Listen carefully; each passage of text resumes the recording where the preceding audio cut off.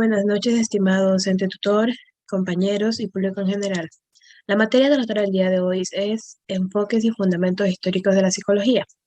Como tema de este trabajo tenemos Escuelas Psicológicas Contemporáneas. A continuación les presentaré unas diapositivas para darles una pequeña introducción de lo que es el tema.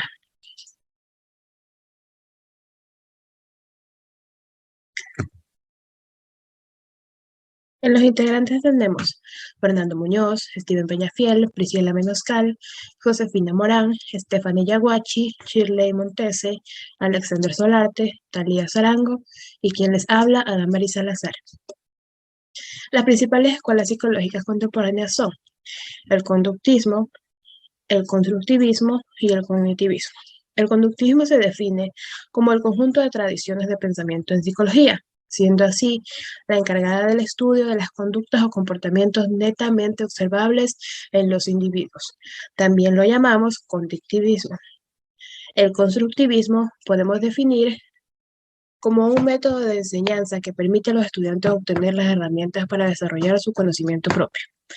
Como vemos aquí en la imagen, el modelo constructivista tiene como idea central que el aprendizaje humano se construye, que la mente de las personas elabora nuevos conocimientos a partir de la base de enseñanzas anteriores. En tercer lugar tenemos el cognitivismo, que es el objeto de estudio de esta teoría psicológica centrada en el estudio de la mente humana, cómo interpreta, cómo desarrolla, procesa, almacena y resguarda la memoria. Entre los principales representantes de cada una de estas teorías de aprendizaje tenemos en el cognitivismo Jean Piaget, Jerome Bruner, Lev Vygotsky. En el constructivismo, Lev Vygotsky, Kurt Lewin, David Ausubel, Humberto Maturana. Y en el cognitivismo tenemos a Pavlov, Watson, Thorndike y Skinner. En el cognitivismo, los autores se centraron en un proceso, el cual empieza por atención, codificación, almacenamiento y recuperación. En tanto al constructivismo, cada uno de sus autores brindó un aporte individual, los cuales son, para Lev Vygotsky tenemos la teoría sociocultural del aprendizaje.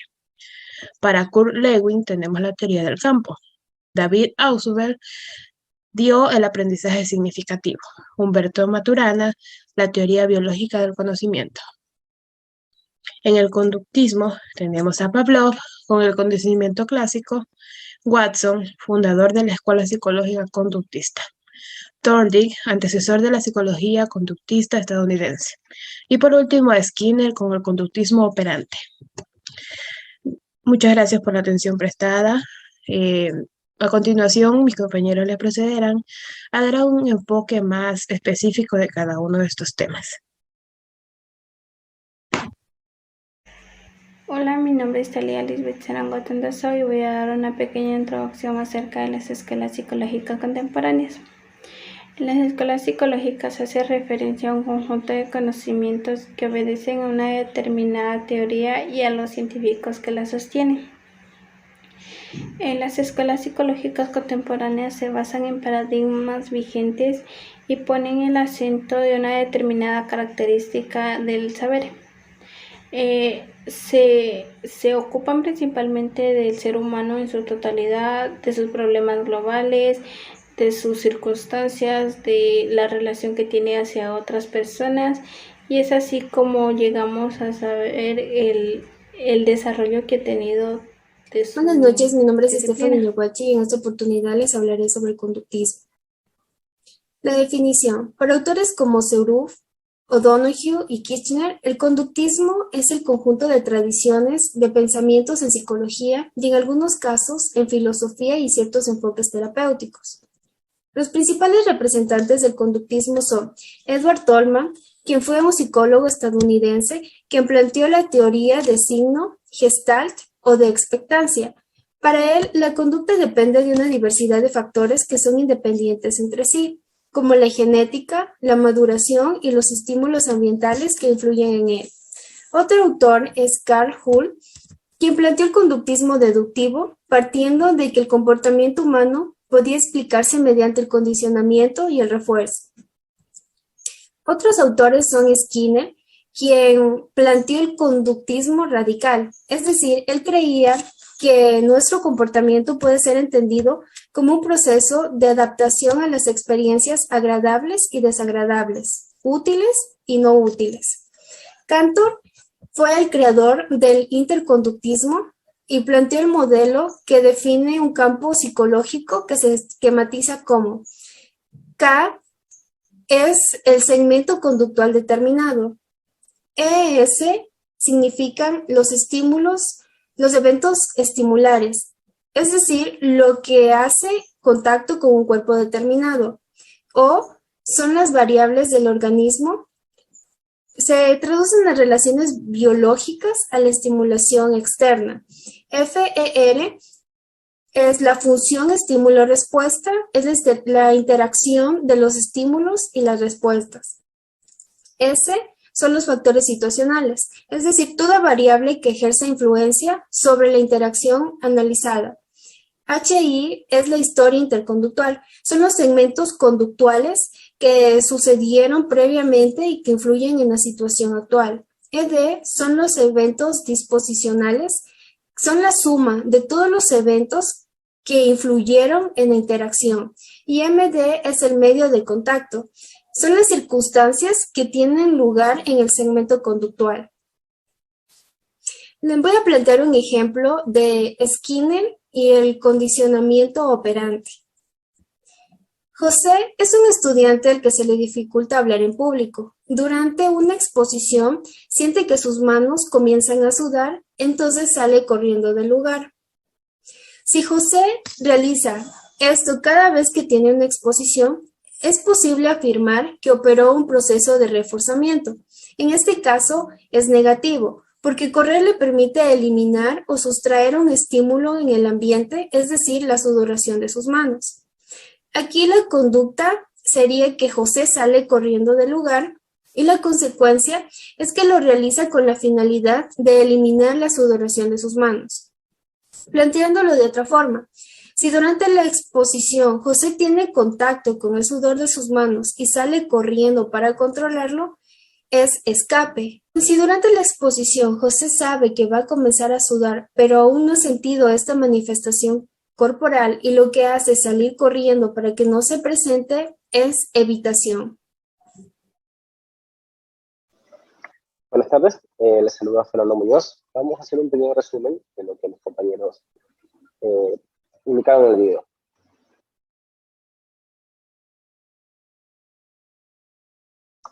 Veamos, pequeño resumen.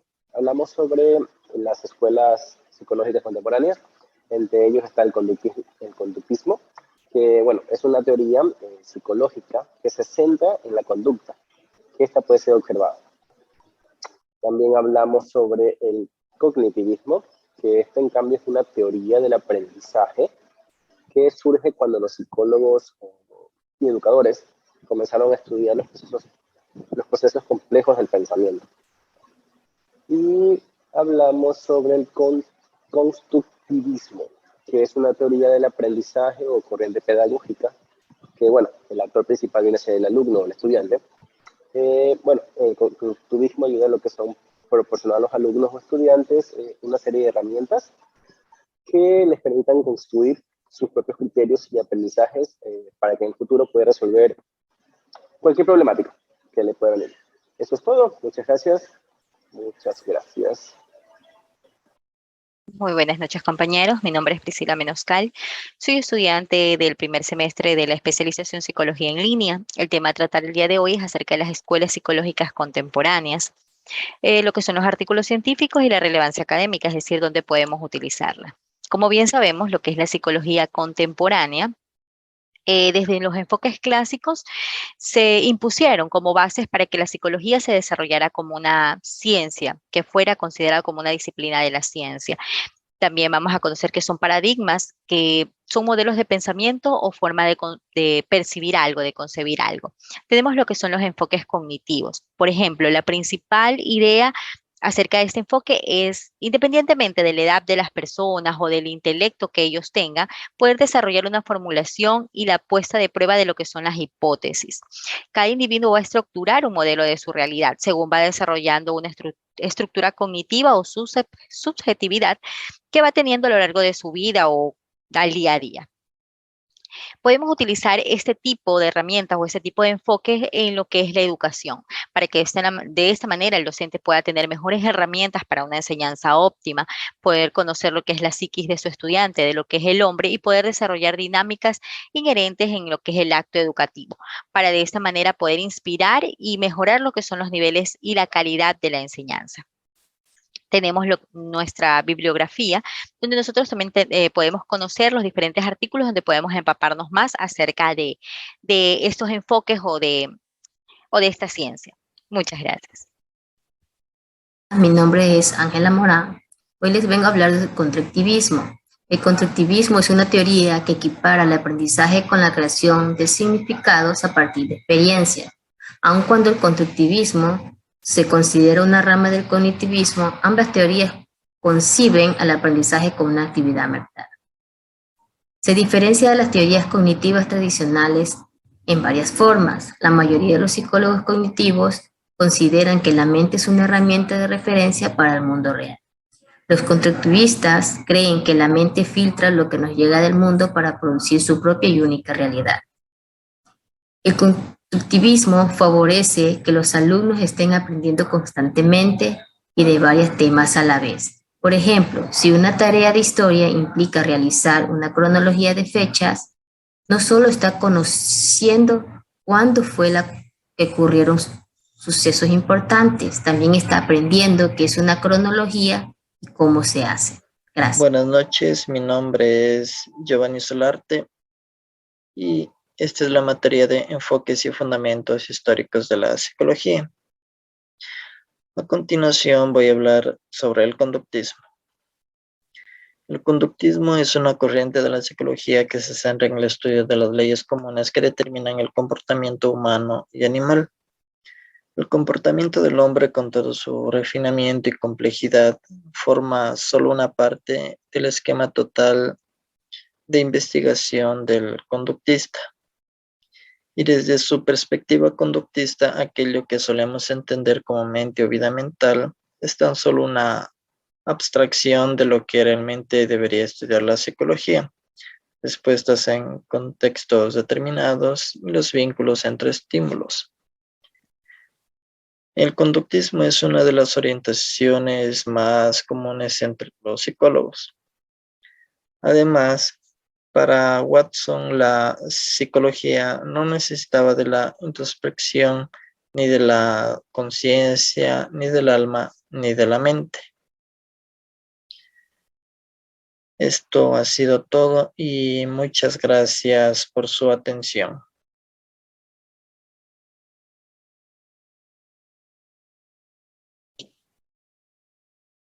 Hola, mi nombre es Shirley Yanina Montesés Solórzano y les voy a hablar algo básico acerca del cognitivismo.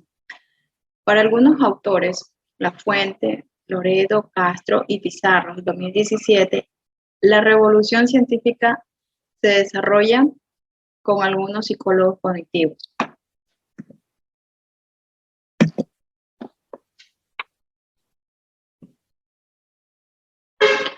Entre aquellos tenemos los computadores y cognición. El científico matemático Alan Turing creó la teoría, no fue instrumentada de una máquina conocida, máquina Turing.